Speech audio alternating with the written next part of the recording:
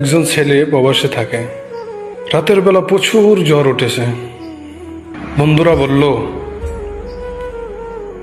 যে কালকে তোমার কাজে যাইতে লাগে না।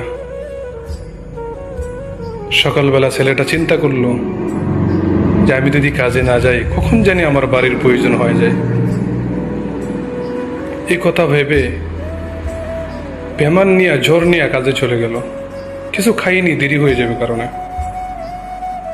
কাজ আরম্ভ করে দিল। যখন দুপুরের সময় হইল, আধা ঘন্টা বালিক সময় দিল খাওয়ার জন্য। চলে গেল খাওয়ার জন্য। খাওয়ার পরে ছেলেটার অনেক কষ্ট লেগে গেল। অল্প আরামের জন্য বসে গেল, বসেই ঘুমাইয়ে গেছে। ওই সময় মালিক আসলো, এসে ছেলেটাকে অনেক কথা শোনাইল। অনেক ছেলেটা বুকের মধ্যে কষ্ট নিয়ে মুখে হাসি দেয়া কাজে চলে গেল, কারণ জানে ছেলেটার বাড়ির পরিয়াল আছে। কাজ করে সন্ধ্যাবেলা যখন বাড়িতে রুমের মধ্যে ফিরে গেল, গোসল টুসল করে খাবার খেয়ে সাথে সাথে শুয়ে গেল। সকালবেলা আবার কাজে যাইতে লাগলো। ওই সময় বাড়ির থেকে কল দিল মা, বাবা, বোন, স্ত্রী, বাড়িতে কিছু টাকার প্রয়োজন।